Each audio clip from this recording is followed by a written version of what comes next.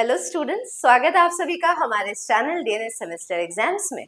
बच्चों, आज BSc first semester botany के अंदर यूनिट 6 का लेक्चर 2 हम डिस्कस करेंगे।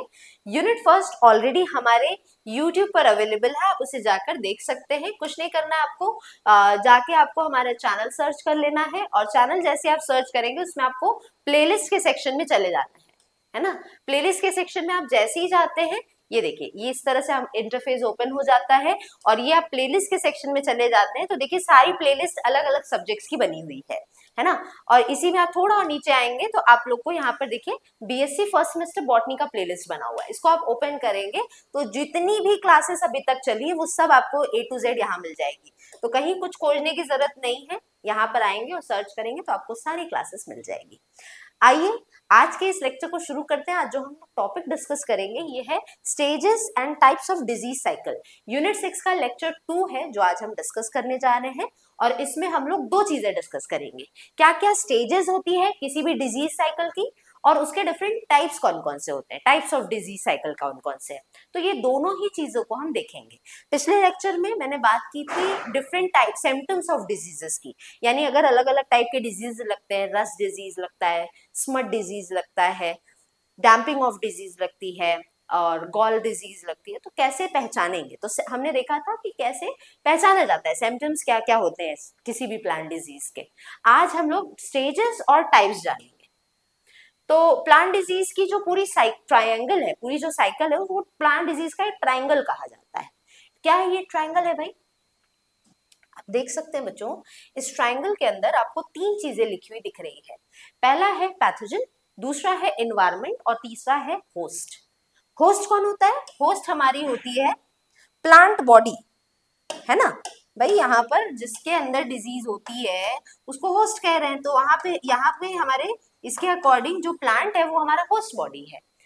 उसमें जो पैथोजन है यानी डिजीज कॉजिंग माइक्रोब जो है वो पैथोजन कहलाएगा। पिछले क्लास में मैंने पैथोजन के बारे में बताया था कि पैथोजन एक ऐसे माइक्रोब को कहते हैं जिससे डिजीज फैलती है। तो पैथोजन हमारा हो गया डिजीज कॉजिंग माइक्रोब।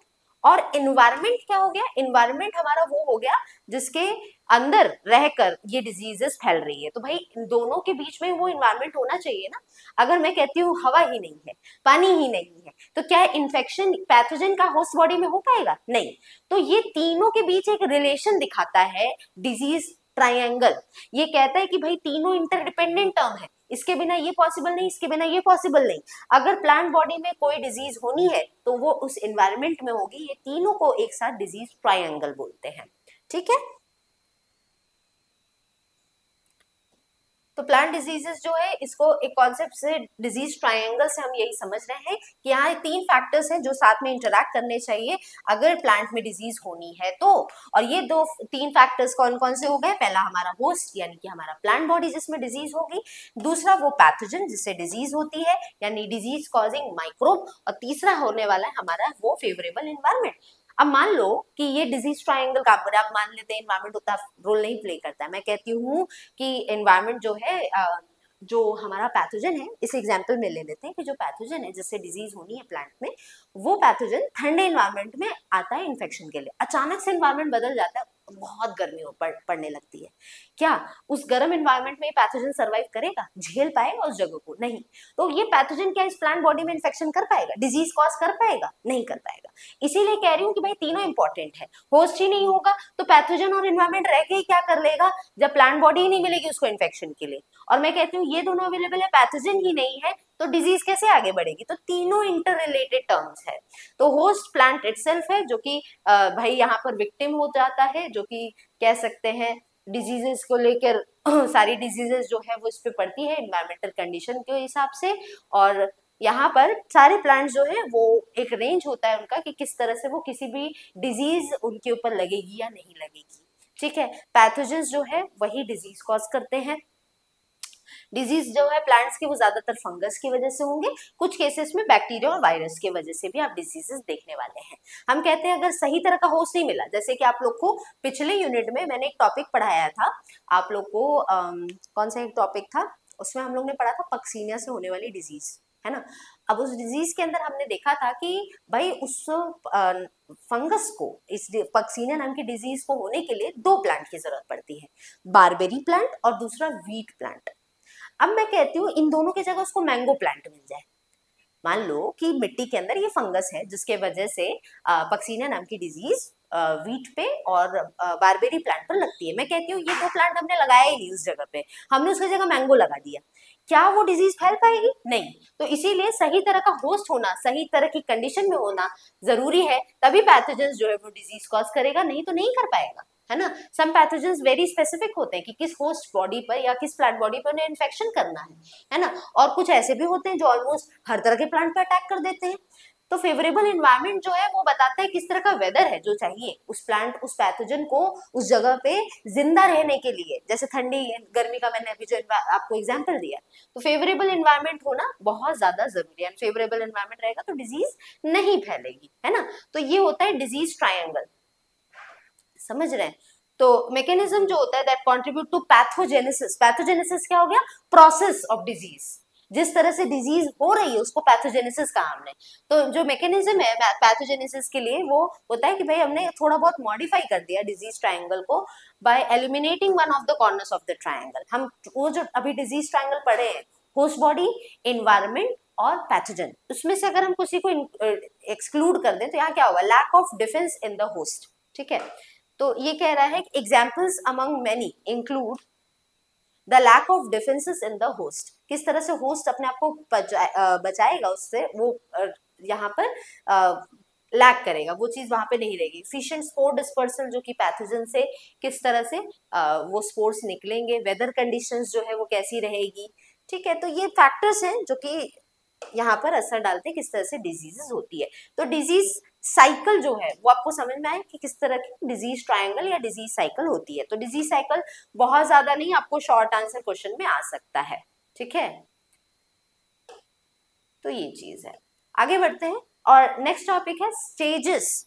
स्टेजेस क्या क्या होते हैं डिजीज साइकिल के, किस तरह से डिजीज आगे बढ़ती है, इस साइकिल को हम पूरा समझेंगे। तो कोई भी यहाँ पे डिजीज डेवलप होनी है तो उसके लिए जो पैथोजन है वो वहां होना चाहिए, और सक्सेसफुली प्लांट बॉडी के अंदर वो एंट्री ले पाए, वो चीज भी जरूरी है, ठीक है। तो जो चेन ऑफ इवेंट्स किसी भी डिजीज को डेवलप होने के लिए प्लांट बॉडी में चाहिए, उस इवेंट में क्या क्या आता है? तो स्टेजेस में सबसे पहला स्टेज आता है इनोक्यूलेशन। ये लॉन्ग आंसर क्वेश्चन में बेटा आ सकता है, ठीक है, कि what are the stages of disease cycle, disease cycle के कौन कौन से स्टेजेस आते हैं। या डिजीज साइकिल से पूछता है डिफाइन डिजीज साइकिल, तो आप डिजीज ट्रायंगल बताओगे, समझ रहे हो। तो ऐसा है। तो पहला है इनोक्यूलेशन, इनोक्यूलेशन एंट्री को बताता है। उसके बाद यहाँ पर पेनिट्रेशन है, फिर इन्फेक्शन है, फिर इंक्यूबेशन, रिप्रोडक्शन और सर्वाइवल है, ठीक है। आइए एक एक करके सबको समझते हैं स्टेजेस में। सबसे पहला है इनोक्यूलेशन। क्या है इनोक्यूलेशन? ये डिस्क्राइब करता है इंट्रोडक्शन ऑफ प्लांट पैथोजन, मतलब प्लांट बॉडी के अंदर उस पैथोजन का, उस माइक्रोब का एंट्री लेना ही कहलाता है इनोक्यूलेशन। डिफरेंट पैथोजेंस जो है वो डिफरेंट मेथड से एंट्री लेते हैं। जैसे एंट्री के लिए मेजर जो जगह बनती है वो कौन सी होती है? जैसे स्टोमेटल पोर हो गया, रूट्स के टिप्स हो गए, ठीक है, लेंटिसल्स हो गए। ये कुछ ऐसी जगह आपको एग्जांपल में दे रही हूँ जहां जो ओपनिंग का काम करती है प्लांट बॉडी में, और उस जगह से वो पैथोजन, कोई भी फंगस, बैक्टीरिया, वायरस हो, वो वहां से एंट्री ले पाता है, इनोक्यूलेट कर पाता है, ठीक है। तो डिफरेंट मेथड्स हैं जिसकी मदद से ये एंट्री लेते हैं। जैसे एग्जाम्पल के तौर पर देखा जाए तो जो फंगल पैथोजेंस होते हैं वो स्पोर्स रिलीज करते हैं हवा में, और ये स्पोर्स जो है वो एयर करेंट्स की मदद से प्लांट बॉडी तक, होस्ट प्लांट बॉडी तक पहुंच पाता है। अब इनोक्यूलेट तो हो गया, पहुंच तो गया, अब पेनिट्रेशन की बात आती है। एक होता है हम भाई जहां हमें जाना है वहां हम पहुंच गए, तो वो इनोक्यूलेशन हो गया। अब उस जगह में एंट्री लेनी है तो उसके लिए हम बोलते हैं पेनिट्रेशन, ये सेकेंड स्टेप है, ठीक है। इसमें क्या होता है, जो भी घाव वाली जगह है, वाउड साइड्स है या नेचुरल प्लांट ओपनिंग है, जैसे मैंने कहा ना, जैसे स्टोमेटा है, हाइडाथोड है, ये सारे जगह काम करते हैं एंट्री के लिए, कि प्लांट बॉडी में एंटर कर जाता है जो भी फंगस, बैक्टीरिया या वायरस है। फंजाई और बहुत सारे निमेटोड्स होस्ट बॉडी में इसी तरीके से एंट्री लेते हैं, और इन्वायरमेंटल कंडीशन जैसे कि इनको टेम्परेचर ज्यादा मिले, मॉइस्चर ज्यादा मिले, तो ये पेनिट्रेशन की प्रोसेस को और आसान बना देता है, इनकी एंट्री की प्रोसेस को और आसान बना देता है। तो पेनिट्रेशन दूसरा हो गया। तीसरा है इन्फेक्शन। ये तब होता है जब पैथोजन जो है वो प्लांट बॉडी में अंदर जा चुका होता है, एंट्री ले चुका होता है। तो एंट्री लेने के बाद में अब बात आती है इन्फेक्शन करने की, यानी अपना काम करने की।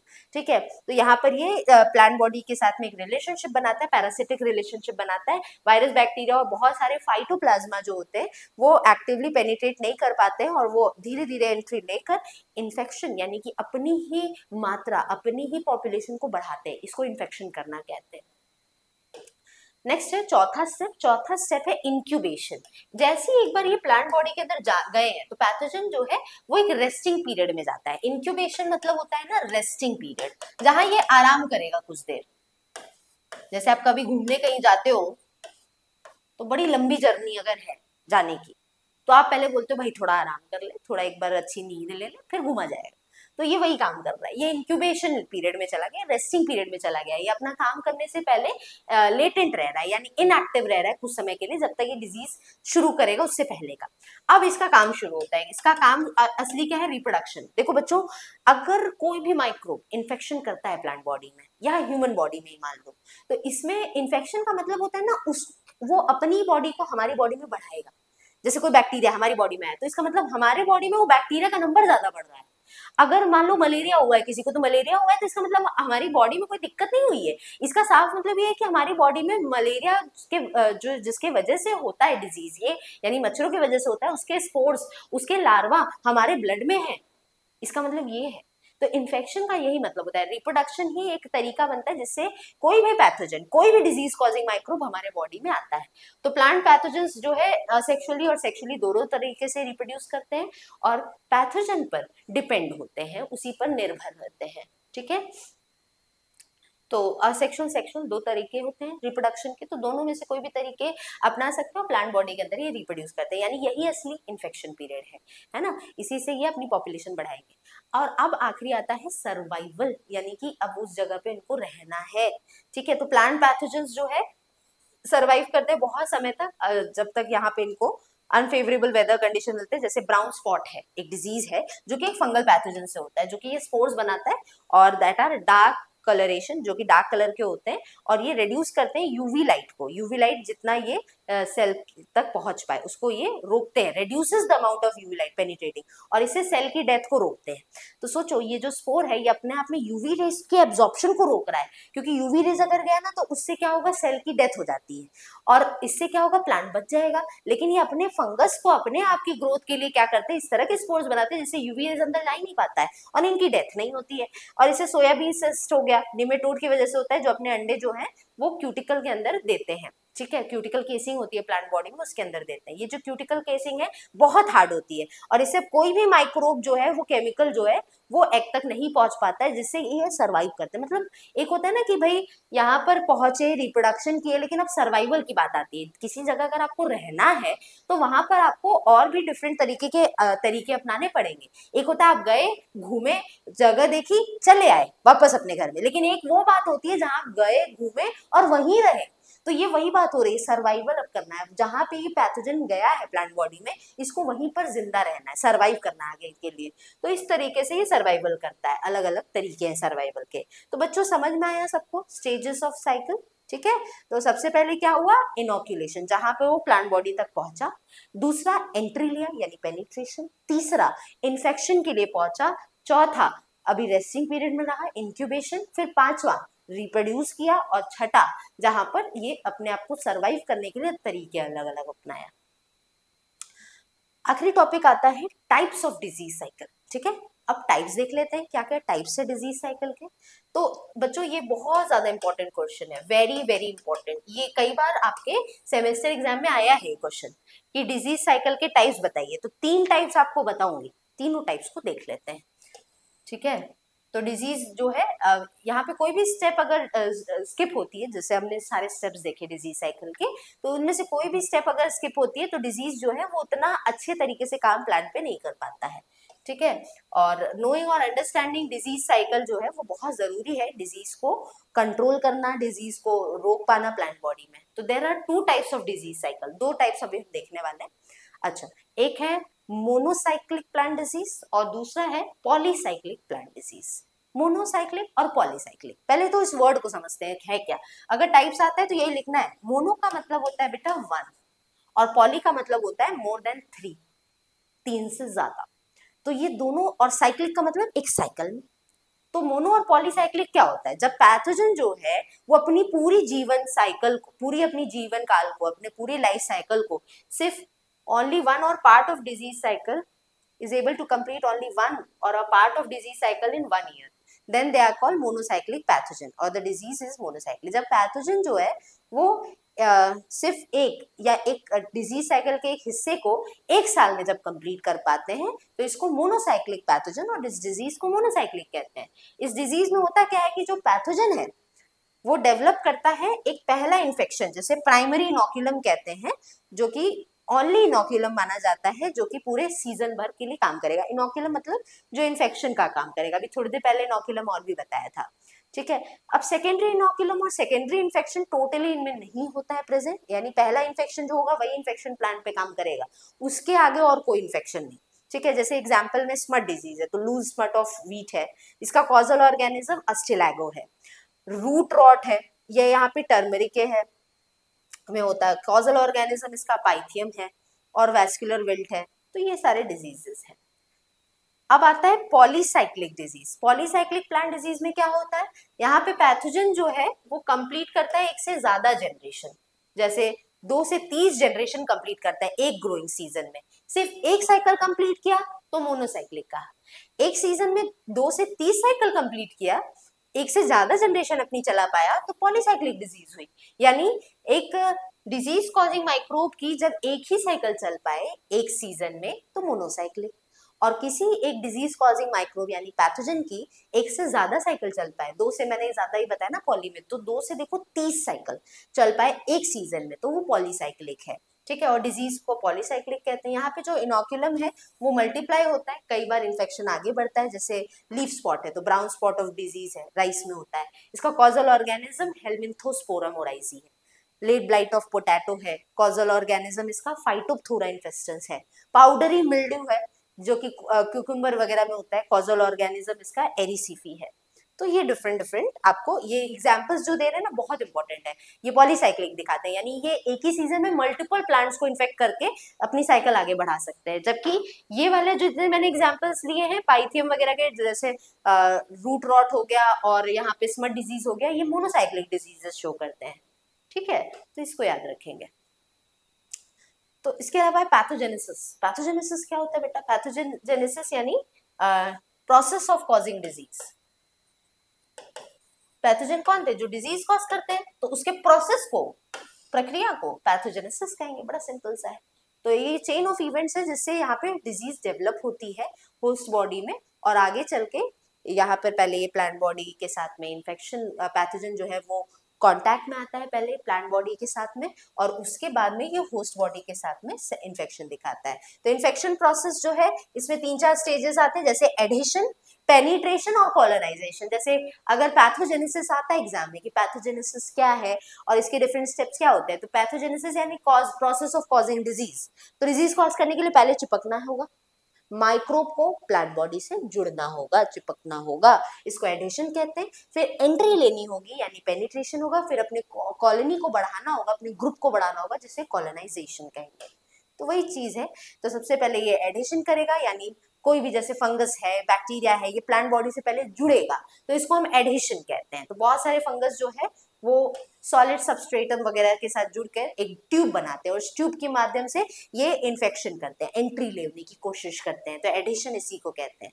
तो इससे क्या होता है, जुड़े रहते हैं। उसके बाद पेनिट्रेशन होगा, पेनिट्रेशन में जो पैथोजन है वो बहुत सारे पॉसिबल पाथवे दौड़ेगा जिससे ये एंट्री ले पाए होस्ट बॉडी के अंदर, ठीक है। तो इसको हम लोग कहेंगे पेनिट्रेशन। तो मैंने आपको बताया है पेनिट्रेशन के लिए स्टोमेटा, लेंटिसल्स या कोई डैमेज्ड पार्ट है प्लांट में, अचानक कहीं कट वट लगा है, वो सारे एरियाज बनते हैं पेनिट्रेशन के प्लांट बॉडी में। और उसके बाद आता है ये देखो, अच्छा कुछ पेनिट्रेशन ऐसे होते हैं जो डायरेक्टली होते हैं, सीधे सीधे प्लांट बॉडी में हो जाएंगे, जैसे हॉस्टोरिया बना के हो गया, ठीक है, या यहाँ पर स्टोमेटल पोर्स के थ्रू हो गया, तो ये सारा हो गया। और कुछ इनडायरेक्ट भी होते हैं जहां पर ये डायरेक्टली किसी ओपनिंग से ना घुस के इनडायरेक्ट जगह से एंट्री लेते हैं। फिर कॉलोनाइजेशन हो गया, जहां पे जिसको हम इन्फेक्शन पीरियड भी अभी हमने पढ़ा था, जहां पर ये असेक्सुअल और सेक्सुअल रिप्रोडक्शन करके अपनी जैसी माइक्रोब्स को नंबर को बढ़ाएंगे, है ना, तो वो चीज होगी। तो ये दो ब्रॉड के पैथोजन बायोट्रॉप्स होते हैं और कुछ नेक्रोट्रॉप्स होते हैं। तो ये क्या करते हैं, दो तरीके हैं। जैसे अगर कॉलोनाइज करना है तो पहले प्लांट बॉडी को मारे तब एंट्री ले, तब अपनी पूरी पॉपुलेशन को ग्रो कराए। दूसरा तरीका होता है प्लांट बॉडी को जिंदा रहने दे और कॉलोनी अपनी बढ़ाते चले। तो दो तरीके होते हैं, तो जिंदा रख के भी इन्फेक्शन कर सकते हैं, और नेक्रोट्रॉप्स वाले क्या होते हैं जो कि पहले प्लांट बॉडी को मार देंगे तब अपना कॉलोनी को आगे बढ़ाएंगे। ठीक है, तो इस तरह से। तो ये बच्चों अलग अलग टाइप के आपने आज दो चीजें पढ़ ली। डिजीज साइकिल आपने पढ़ लिया, टाइप्स ऑफ डिजीज साइकिल पढ़ लिया, और साथ ही साथ आपने यहाँ पर देख लिया कि किस तरह से स्टेजेस आते हैं अलग अलग डिजीज साइकिल्स के। ठीक है, कैसी लगी आज की क्लास जरूर बताएंगे बच्चों। और जाते जाते आपको बता दूं कि बीएससी फर्स्ट और थर्ड सेमेस्टर के बच्चों के लिए डीएनएस की तरफ से नवोद्भव बैच स्टार्ट किया गया है। इस बैच के अंदर हम लोग फर्स्ट और थर्ड सेमेस्टर के बच्चों को सारी A to Z सारे यूनिट्स के क्लासेस प्रोवाइड कर रहे हैं। इसमें ना सिर्फ क्लासेस बल्कि नोट्स, प्रीवियस ईयर के क्वेश्चन पेपर और वन शॉट रिविजन भी हम प्रोवाइड करेंगे। ये हमारा व्हाट्सएप नंबर है, कोई भी इन्फॉर्मेशन आपको चाहिए तो यहाँ से आप ले सकते हैं। ये सारी क्लासेस हमारी चलती कहाँ है, तो डीएनएस एजुकेयर ऐप पर चलती है। और इस पूरे जो बैच है इसका ऑफर प्राइस 1250 है। इसके अंदर ना सिर्फ आपको बॉटनी बल्कि जूलॉजी और केमिस्ट्री की भी क्लासेस मिलेगी, कोई अलग से प्राइस नहीं है, इसी प्राइस में आपको सारी क्लासेस मिल रही है। इसके अलावा डीएनएस 20 कूपन कोड इस्तेमाल करने पे एक्स्ट्रा 20% ऑफ भी आपको हमारे इस कोर्स पे मिल जाएगा। बच्चों डीएनएस एजुकेयर ऐप डाउनलोड करना बिल्कुल नहीं भूलेंगे। आज की इस क्लास का फ्री पीडीएफ भी आपको इसी ऐप पर फ्री मटेरियल सेक्शन के अंदर मिलेगा। तो आज की इस क्लास में इतना ही, मिलेंगे नेक्स्ट क्लास में नेक्स्ट टॉपिक के साथ। आज इतना ही रहेगा। Thank you.